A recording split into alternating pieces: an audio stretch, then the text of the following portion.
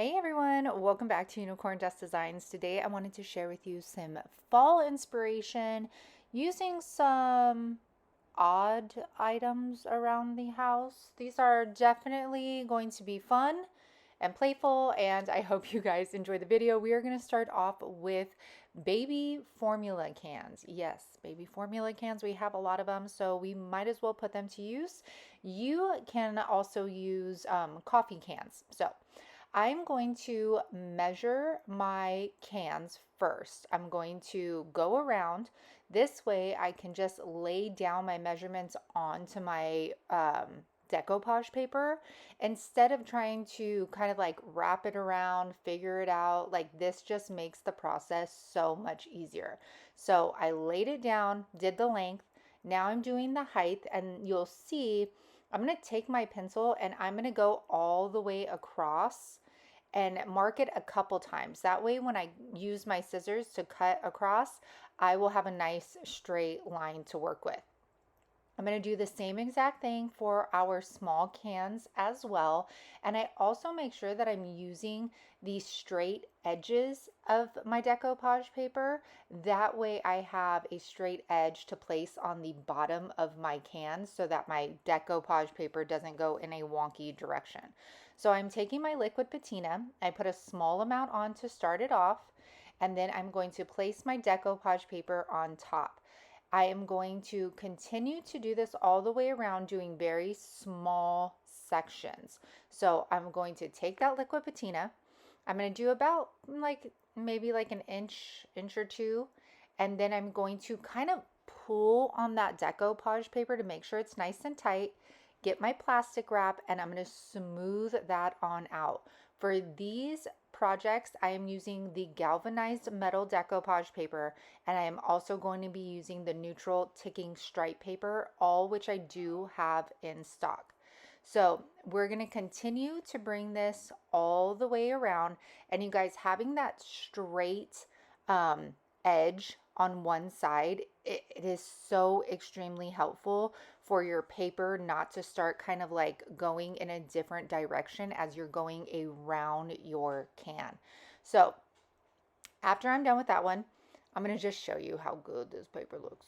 Ooh, and measuring it. Look at there was only like a little bit of an overlap that happened. It was the perfect size paper.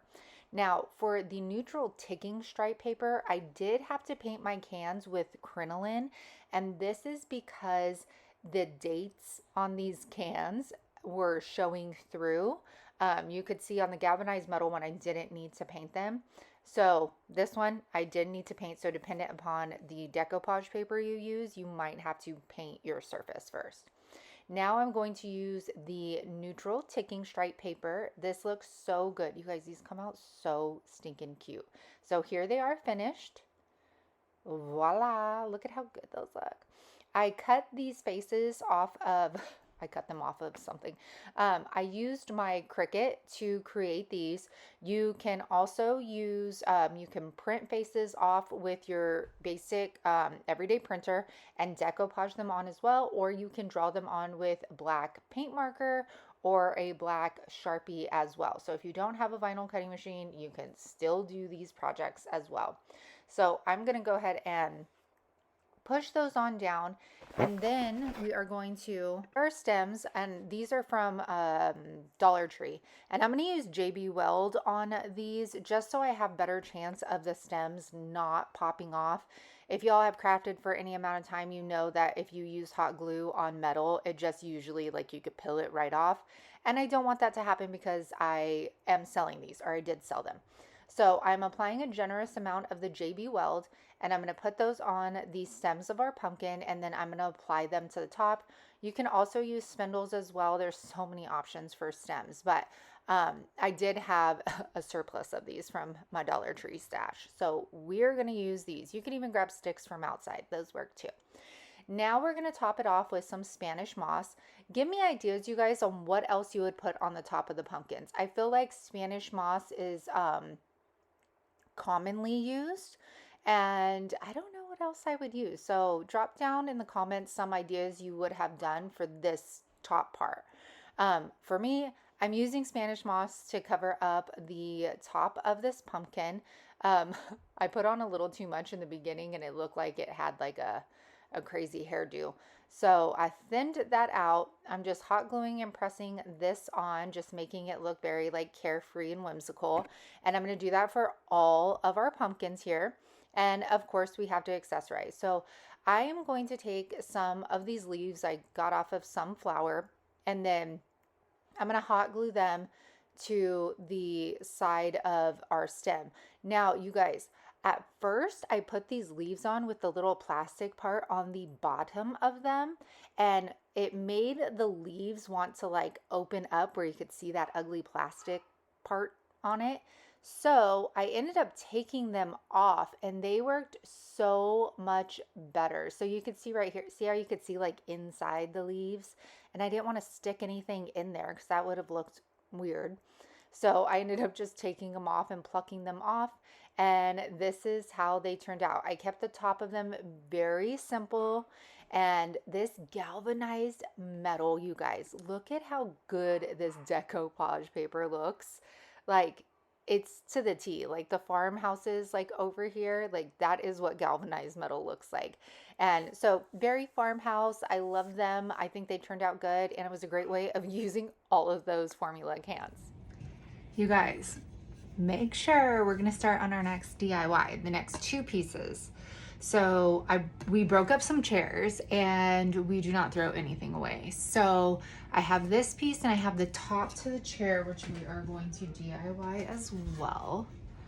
Okay, I'm sure you all have seen these chairs in your lifetime. Well, we are going to put them to some use.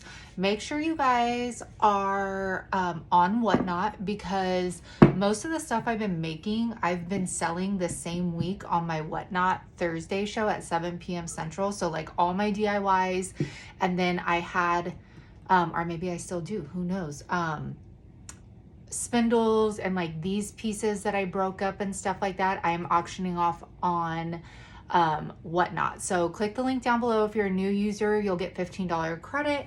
And then if y'all are, seasoned now, then make sure you bookmark my shows so that you're notified. But usually it's every Thursday. So our next two are going to be these.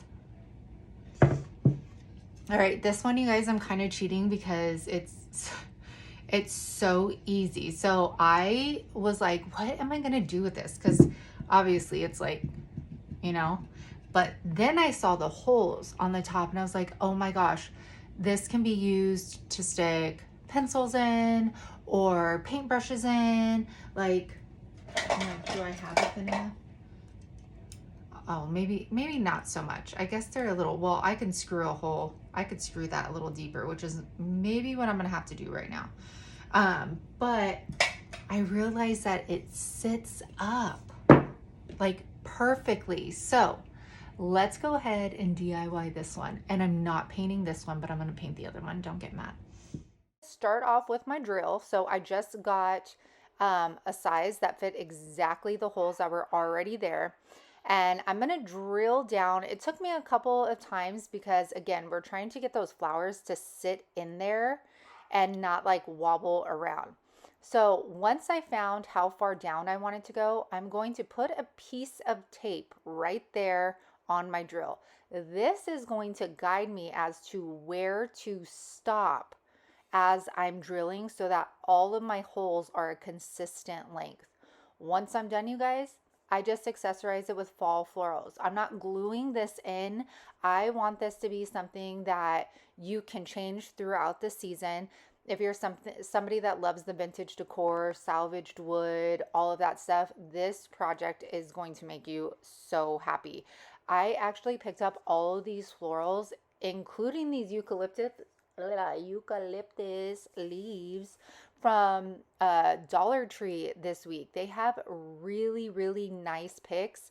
These are especially my favorites. These like daisy looking ones. They come in an orange, this like burgundy red, and then almost like a peachy color. So I just continue to fill this up with flowers, and this is how she turned out. Is that not so much fun? and a great way to reuse this piece of the chair. We can change it out as the seasons go. I did sell this on Whatnot this past Thursday, and I am so happy that this person gets to display it in their home.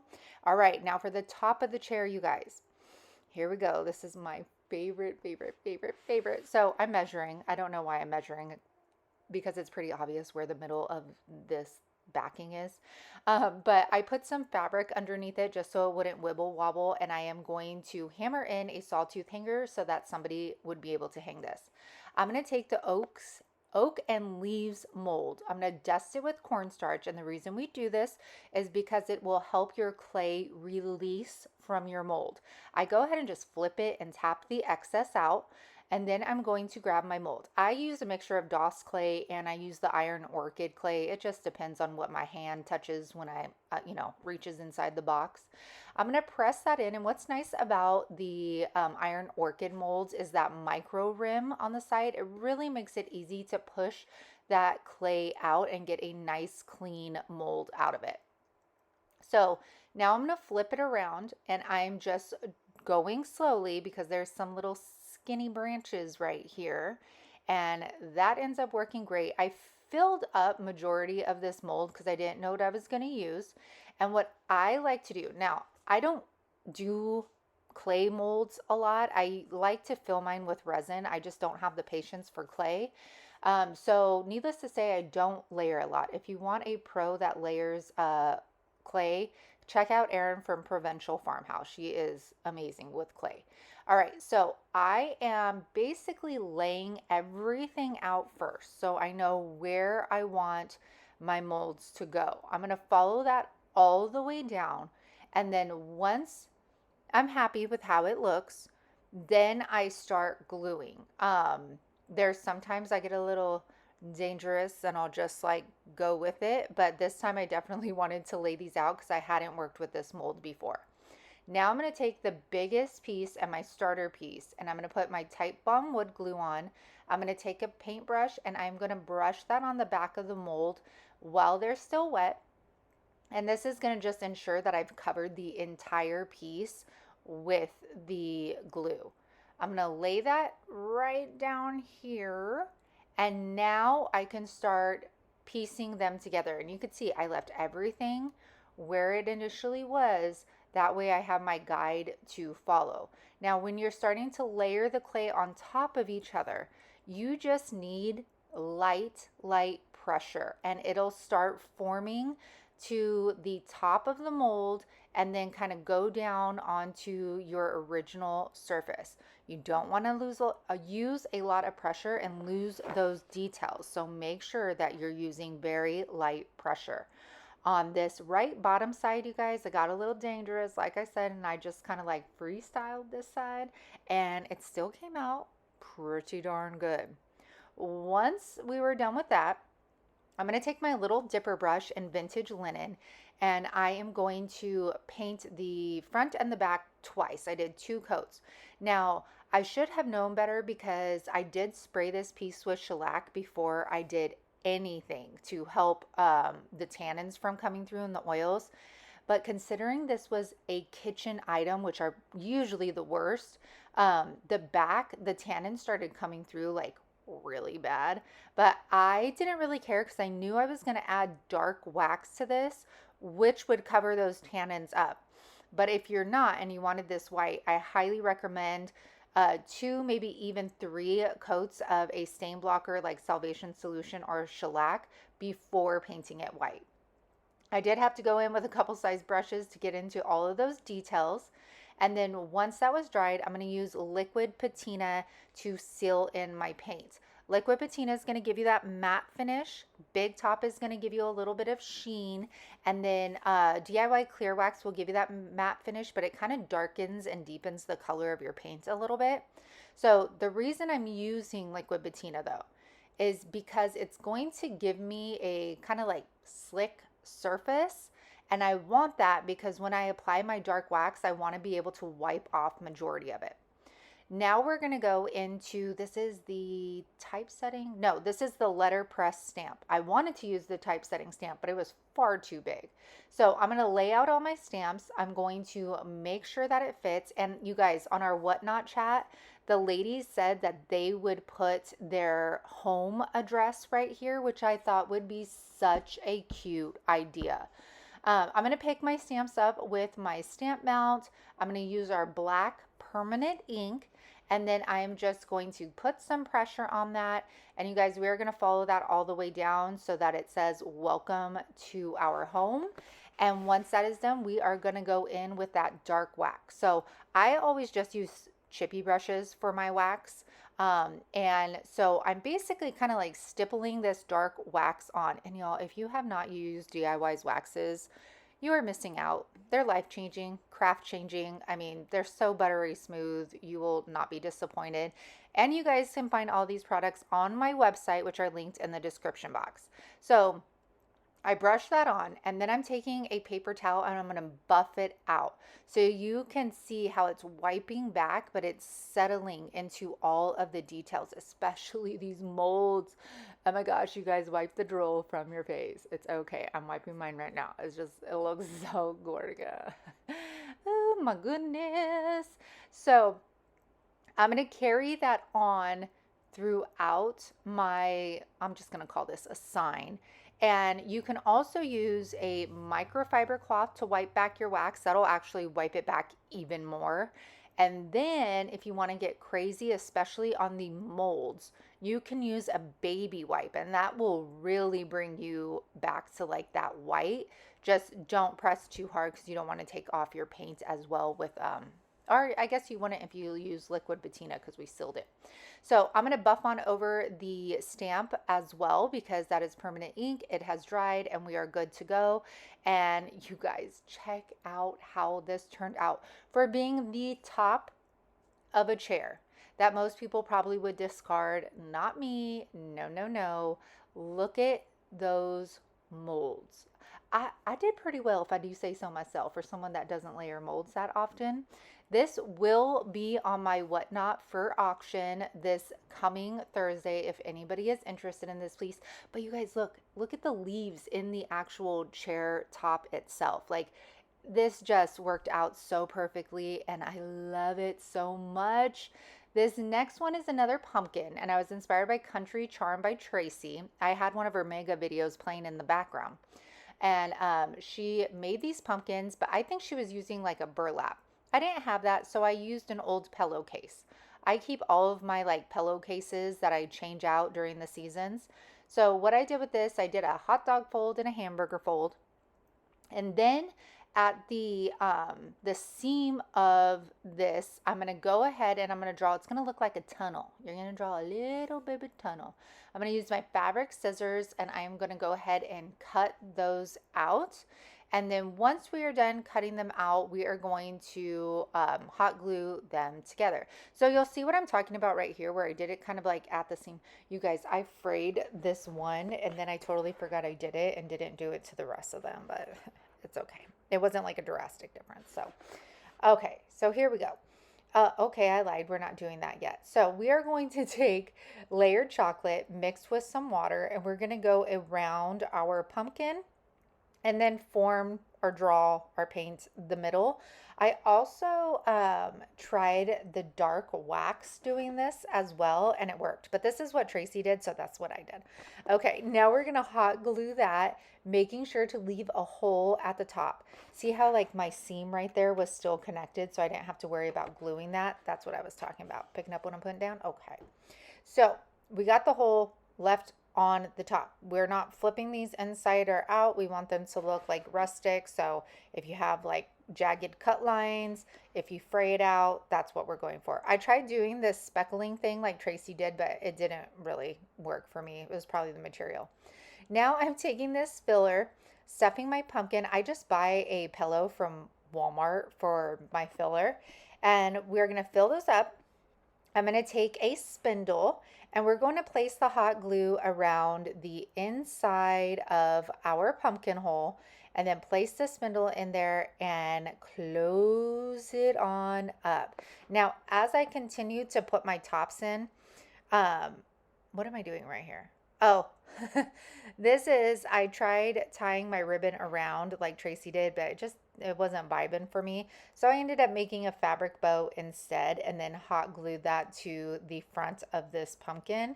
And it was so stinking cute. These are good for bowl fillers, you guys, if you have um, a booth or you do craft fairs or just to prop up in your bookshelves.